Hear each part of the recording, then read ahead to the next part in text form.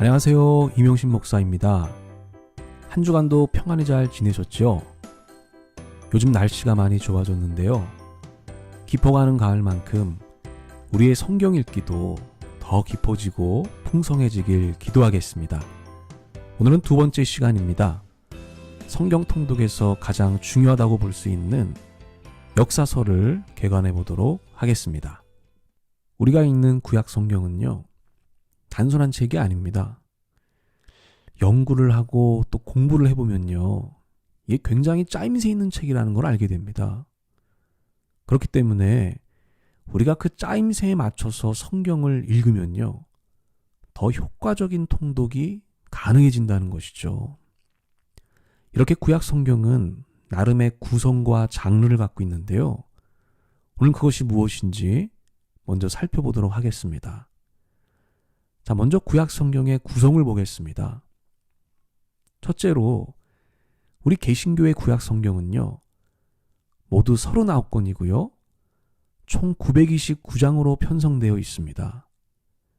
우리가 흔히 말하는 창세기 1장, 창세기 2장, 창세기 3장 하는 이런 장수가 이 구약 성경에 모두 929장이 있다는 거예요. 제가 지난주에 이 성경은 총 몇 장이라고 말씀드렸죠? 총 1189장이라고 말씀드렸습니다. 제가 외우는 법도 알려드렸죠.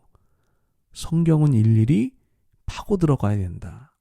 그래서 1189, 1189장이라고 말씀드렸습니다. 자, 이 1189장 가운데요, 구약이 무려 929장을 차지하고 있다는 거예요. 이게 퍼센트로 보면요, 약 78%가 됩니다. 그러니까 성경에서 구약이 차지하는 비율이 약 80% 정도가 된다는 거잖아요. 이거 엄청난 비율입니다. 구약이 한 80 정도가 되고 신약이 20 정도가 되는 것이죠. 자, 따라서 우리가 구약을 알지 못하면요, 우리가 성경을 이해한다고 말하기가 어려운 거예요. 그만큼 구약도 신약만큼 중요하다는 것을 꼭 기억하시길 바랍니다. 둘째는요, 구약 성경은 장르를 갖고 있다는 겁니다. 뭘 갖고 있다고요? 장르를 갖고 있다는 거예요. 자, 이 장르라는 말 우리가 일상생활에서도 자주 사용하죠. 주로 영화나 음악을 얘기할 때 많이 사용합니다. 넌 어떤 음악 장르를 좋아하니? 또는 난 이런 장르의 영화를 좋아해. 우리가 이렇게 자주 표현합니다. 자, 여기서 장르는 어떤 형식을 얘기하는 거겠죠. 자, 성경도 마찬가지라는 거예요. 이런 장르, 어떤 형식을 갖고 있다는 거죠. 총 3가지 장르를 갖고 있는데요. 역사와 문학과 예언이라고 하는 장르를 갖고 있습니다. 한 번 더, 역사와 문학과 예언이라고 하는 장르를 갖고 있다는 거예요. 그래서 우리가 구약 성경을 보면요, 역사를 기록한 책들이 있어요. 이걸 역사서라고 부릅니다. 또 시나 산문이나 노래나 어떤 삶의 지혜를 기록한 책들이 있어요. 이게 이제 문학서인데요. 이 문학서를 시가서라고 불러요. 또 마지막으로 하나님이 많은 선지자들에게 주신 다양한 예언들이 있는데요. 이 예언들을 모은 책을 예언서라고 부르는 겁니다. 이처럼 구약 성경은요, 다 똑같은 글이 아니라는 거죠. 역사를 기록한 책이 있고요, 시나 노래나 지혜를 기록한 책이 있고요, 예언을 기록한 책들로 분명히 나눠져 있다는 것입니다. 자, 그래서 셋째로요, 이렇게 구약 성경은 3가지 장르로 기록되어 있기 때문에 우리가 그 장르에 맞춰서 성경을 읽게 되면요, 더 효과적인 통독이 될 수 있다는 것이죠. 다시 말해서 이 역사서는 역사서에 맞게, 또 시가서는 시가서에 맞게, 그리고 예언서는 예언서에 맞게 읽으면 제일 좋다는 겁니다. 물론 이게 한 번에 되지는 않아요. 한 번에 되면 얼마나 좋겠습니까? 더구나 통독 초보자분들은요, 이게 정말 어려울 수 있습니다. 그래서 이제 막 성경을 읽기 시작한 분들은요, 그냥 쭉쭉 읽어나가는 게 제일 좋습니다. 그리고 나중에 어느 정도 내공이 쌓이면요, 이렇게 장르에 맞게 성경을 꼭 한번 읽어보셔야 됩니다. 그러면 이 성경의 또 다른 세계가 열리는 것을 경험할 수가 있게 됩니다. 자, 그러면 이제 장르별로요, 성경 읽는 법을 간단히 말씀드려 보겠습니다. 자, 먼저 역사서를 보겠습니다. 역사서는 말 그대로요, 이 역사를 기록한 책이에요.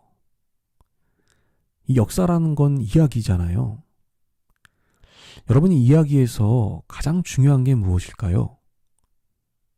네, 바로 인물과 사건입니다. 이야기엔 반드시 인물이 등장하고요, 그 인물들의 말과 행동과 에피소드가 반드시 나오게 되어 있습니다.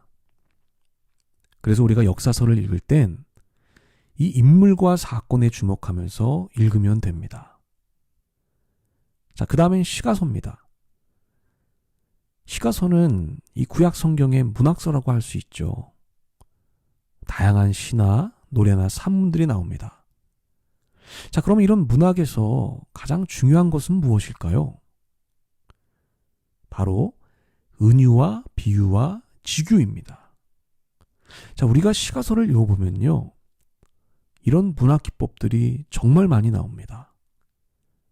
그래서 시가서를 읽을 때 가장 주의해야 될 점은요, 이런 은유나 비유나 지규를 문자 그대로 해석하지 않는다는 거예요.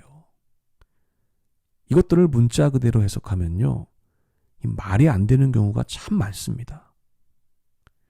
자, 그래서 이런 은유나 비유나 지규는요, 그냥 그 단어가 갖고 있는 이미지가 있잖아요.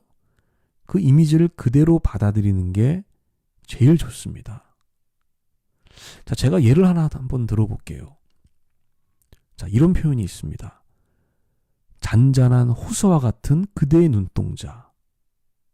잔잔한 호수와 같은 그대의 눈동자. 자, 이 표현을 한번 잘 생각해 보세요. 이게 지규법인데, 자, 이게 무슨 뜻이죠?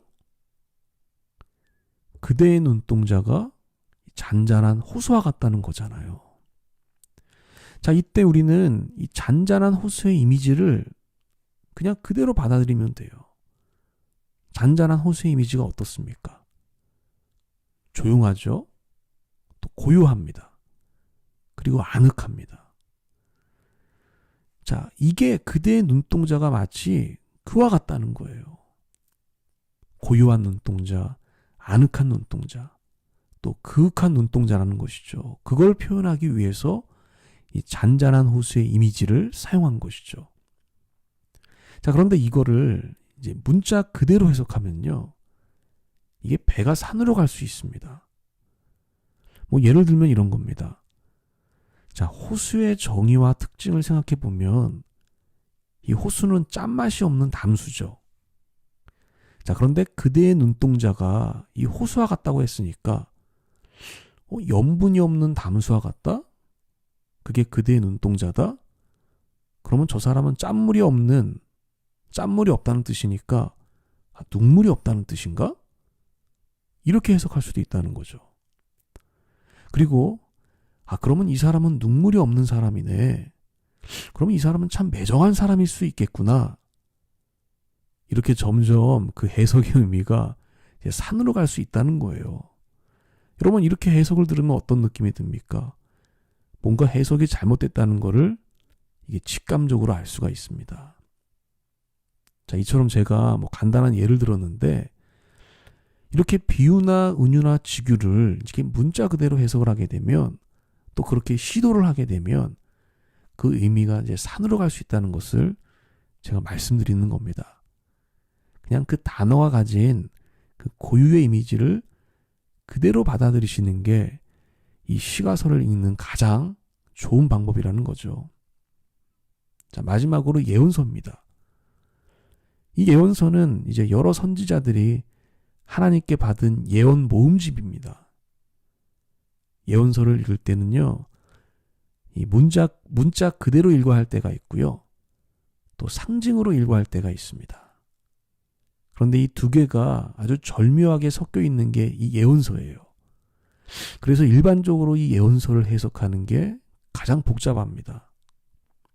그러나 우리가 성경을 통독할 때는요, 그렇게 복잡하게 읽을 필요가 없습니다.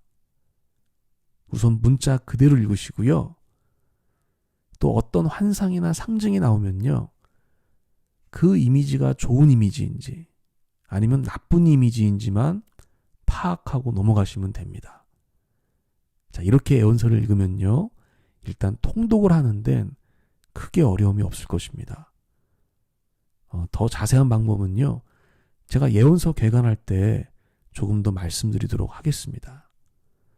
자, 이처럼 구약 성경은 장르별로 나눠져 있고요.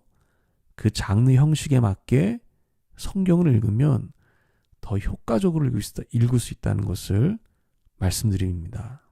그러면 이제 각 장르별로요, 어떤 책들이 들어가 있는지 한번 살펴보도록 하겠습니다. 제가 구약 성경은 3가지 장르로 되어 있다고 계속 말씀드리고 있습니다. 그 3가지가 무엇이죠? 역사서와 시가서와 예언서입니다. 자, 이렇게 자주 반복해줘야 우리가 암기할 수가 있습니다. 자, 한 번 더 해보겠습니다. 자, 구약 성경의 3가지 장르가 무엇이라고요? 역사서와 시가서와 예언서입니다. 자, 이렇게 구약 39권은요, 이 3가지 장르로 다 구분되어 있습니다. 자, 그러면 어떻게 분류가 되어 있을까? 자, 이것을 가장 쉽게 알 수 있는 방법은요, 이 성경 목록표를 보는 것입니다.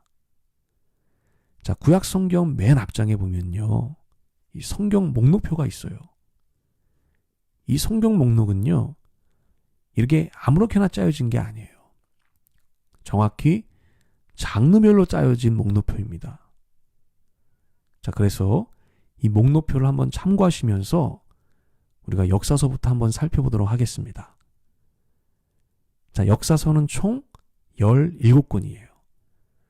자, 목록표 제일 위에 뭐가 있죠? 창세기가 있습니다. 자, 이 창세기부터 시작해서요, 에스더까지 쭉 내려오면 됩니다. 자, 이게 총 17권이에요. 이 17권이 역사를 기록한 역사서입니다. 여러분 반드시 기억하세요. 이 17권이 역사를 기록한 역사서예요. 제가 아까 이 역사는 이야기라고 했죠. 그래서 이 역사서 17권 안에는요, 성경의 모든 중심 이야기들이 다 들어가 있어요. 그래서 성경의 이야기를 알고 싶으면 이 17권의 역사서를 읽어야 되는 거예요. 이 역사서를 안 읽고 뭐 시가서를 읽는다거나 아니면 예언서를 읽으면요, 성경 안에 무슨 이야기가 있는지 전혀 알 수가 없어요. 시가서도 성경이고 예언서도 성경이지만 그 아무리 많이 읽어봐야 성경 안에 어떤 이야기가 있는지 정확히 알 수가 없습니다. 자, 성경의 모든 중심 이야기는 다 어디에 있다고요?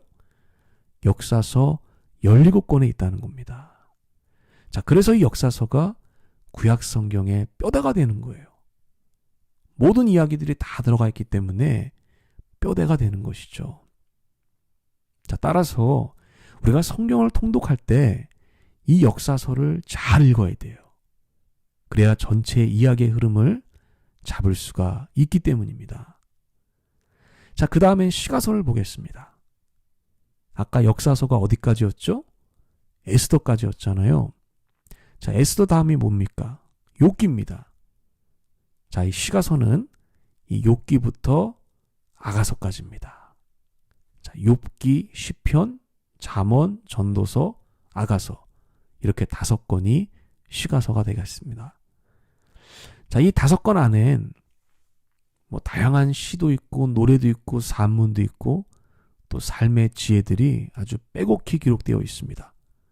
자, 문학적인 기법으로 기록됐기 때문에 우리의 감성과 정서를 아주 풍부하게 해주는 정말 탁월한 성경입니다. 자, 그 다음엔 예언서를 한번 보겠습니다. 자, 예언서도 총 17권이에요. 아까 역사서도 17권이었잖아요. 이 예언서도 17권입니다. 자, 예언서는 아까 시가서가 아가서까지였죠. 자, 아가서 다음이 이사야잖아요. 이사야. 자, 그 이사야부터 마지막 말라기까지가 바로 이 예언서가 되겠습니다. 이 17권의 예언서는요, 다시 여러 그룹으로 또 분류할 수가 있는데, 그것은 제가 예언서 개관 때 자세히 살펴보도록 하겠습니다. 자, 예언서엔 다양한 예언들이 기록이 되어 있어요. 근데 하지만 결국 둘 중에 하나라는 거죠. 자, 하나님의 구원에 관한 예언이냐, 아니면 하나님의 심판에 관한 예언이냐, 그 둘 중에 하나예요. 이렇게 구원과 심판에 대한 메시지를 기록한 것이 이 예언서라는 겁니다. 자, 이렇게 구약 성경이 장르별로 어떻게 배열되어 있는지 한번 간략히 살펴봤습니다. 자, 구약 성경에서 가장 먼저 나오는 게 뭐라고요? 역사서입니다. 그 다음에 나오는 게 시가서입니다. 그리고 맨 마지막에 나오는 게 뭐죠? 예언서입니다. 역사서, 시가서, 예언서 순으로 구약 성경이 배열되어 있다는 것, 우리 성도님들 기억하시면 되겠습니다. 이제 역사서에 대해서 조금 더 살펴보도록 하겠습니다. 자, 제가 퀴즈 하나를 내볼게요. 자, 구약 성경은 역사서, 시가서, 예언서로 되어 있다고 했는데요. 자, 이 중에서 이 성경의 이야기를 기록한 것은 무엇이라고 했죠? 그렇습니다. 바로 역사서죠. 이 역사서가 이야기를 담고 있어요. 그래서 역사서를 잘 읽어야만 이 구약 성경의 맥과 흐름을 잡을 수가 있게 되는 겁니다. 자, 물론 우리가 역사서를 읽을 때요, 이 성경 목록표에 나와 있는 것처럼 창세기부터 에스더까지 차례차례대로 읽는 것도 참 좋은 방법이에요. 그런데 더 좋은 방법은요, 이 역사서의 시간 흐름에 맞게 읽는 게 가장 좋습니다. 시간 흐름에 맞게 역사서를 읽는 거예요. 그게 가장 좋은 방법이에요. 그래야 구약 이야기의 맥을 아주 빠르고 확실하게 잡을 수가 있게 됩니다. 자, 그러면 이제 역사서 17권을요, 시간 흐름에 맞춰서 한번 다시 배열을 해볼게요. 역사서 17권은요, 사실 두 종류로 나눠집니다. 자, 시간 흐름을 기록한 11권이 있고요, 주제 흐름을 기록한 6권이 있습니다. 여기서 당연히 시간 흐름을 기록한 이 11권을 가장 먼저 읽는 것이에요. 그래야 이야기의 맥을 가장 빠르고 쉽게 잡을 수가 있습니다. 자, 제가 준비한 화면을 보시면요, 그 11권에 제가 빨간 별표를 달아놨어요. 성도님들 보이시죠?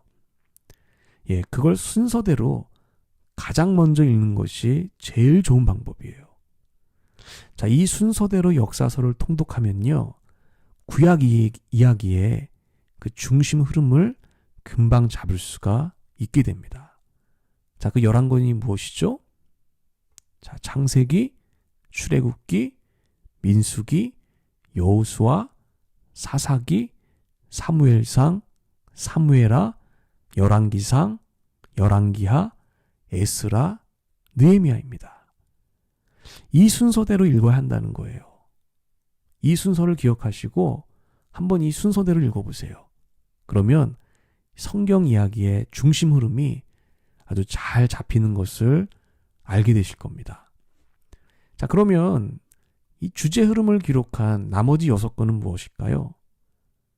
네, 그 6권은 레위기, 신명기, 룻기, 역대상, 역대하, 에스더입니다. 자, 이 6권은요, 이게 주제 흐름이기 때문에 이게 큰 이야기의 흐름과는 상관이 없습니다. 자, 레위기는 주제가 뭐예요? 율법입니다. 그 율법의 어떤 흐름을 보여주는 게 레위기죠. 자, 신명기의 주제는 뭘까요? 신명기도 역시 율법이에요. 다만 신명기는 이 설교 형식으로 율법을 설명해주고 있는 책입니다. 자, 룻기는요. 룻기는 이방 여인 룻을 주제로 하고 있죠. 에스더는요. 에스더도 마찬가지로 에스더라고 하는 여인을 주제로 하고 있습니다. 자, 그러면 역대상과 역대하는요. 네, 이거는요. 과연 영원한 왕조는 어떤 왕조인가? 이런 주제를 가지고요. 이 다윗 왕조의 왕들만을 기록해 놓고 있는 역사책이에요. 자, 이렇게 이 6권들은요. 이게 전체 어떤 시간의 흐름이 아니라요.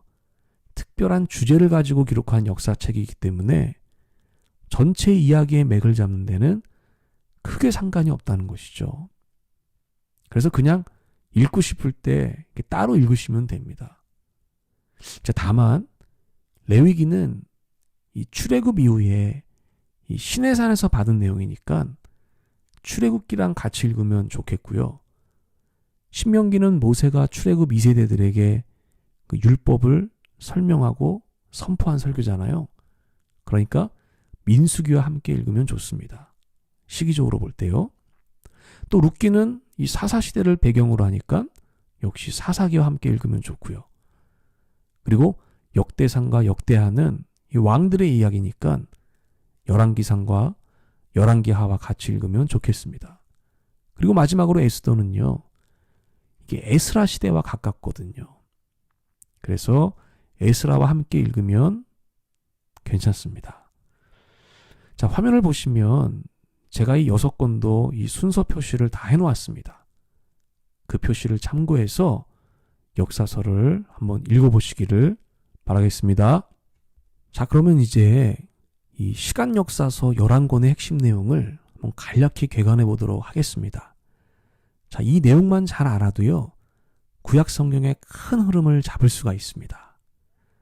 자, 먼저 창세기를 보겠습니다. 자, 창세기엔요, 이 하나님의 천지창조가 나옵니다. 하나님께서 이 땅에요, 하나님 나라를 세우기 위해서 에덴 동산을 지으시고요, 그리고 아담과 언약을 맺습니다. 자, 그러나 아담과 하와는 하나님의 언약을 어기게 되죠. 그리고 추방당하게 됩니다. 자, 그때부터 사람들은요, 하나님과 멀어지게 되고요, 죄인의 길을 걷게 되죠. 그 대표적인 모습이 바로 노아 시대의 사람들이었습니다. 자, 그래서 하나님은 그들의 죄악을 심판하시기 위해서요, 이 대홍수를 일으키게 됩니다. 자, 이 심판으로 아담 이후의 모든 인류는 물과 함께 사라지게 돼요. 자, 그러나 하나님은 이 노아와 다시 언약을 맺고요, 노아의 후손들로 하나님의 나라를 다시 세우려고 하셨습니다. 자, 그런데 하지만 이것도 실패하게 되죠. 우리가 바벨탑 사건에서 알 수 있듯이요, 사람들은 계속해서 하나님과 멀어져 갔습니다. 자, 그러나 하나님은 포기하지 않으셨죠. 바로 아브라함을 부르신 겁니다. 하나님은 아브라함과 그 후손들을 통해서 하나님 나라를 세우려고 하셨던 거죠.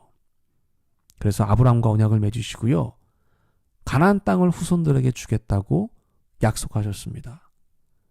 자, 그 뒤로 이삭과 야곱과 요셉이 언약을 이어갔고요, 요셉의 때에 가면 야곱의 후손들이 이제 애굽으로 이주를 하게 됩니다. 자, 여기까지가 바로 창세기 내용이에요. 그리고 다음으로 출애굽기와 민수기로 넘어가죠. 자, 아까 제가 창세기에서 이 야곱의 후손들이 애굽으로 이주를 했다고 말씀드렸죠. 자, 이 애굽의 고센이라는 곳에서 정착하면서 살았거든요. 처음 이주했을 때는 약 70명 정도였습니다. 그런데 430년 후에는 이게 200만 명 이상으로 불어나게 돼요. 그러니까 애굽에서 하나님 나라를 세울 이 하나님의 백성들이 준비됐던 것이죠. 그래서 하나님은 모세를 통해서 백성들을 출애굽시킵니다. 그리고 홍해를 건너 시내산에 도착해서 백성들과 언약을 맺게 돼요. 율법을 주시고 또 성막도 주셨습니다. 이 율법과 성막은요, 하나님과 언약을 지키는 증표였던 것이죠. 자, 그리고 이제 하나님이 약속하신 가나안 땅에 들어가기만 하면 되는 거예요. 자, 그런데 백성들은 이 가데스 바네아라는 곳에서 하나님의 명령을 거역하게 됩니다. 가나안 땅에 있는 민족들이 무서워서요, 다시 애굽으로 돌아가려고 했던 것이죠. 자, 이것이 하나님의 진노를 사게 됐고요.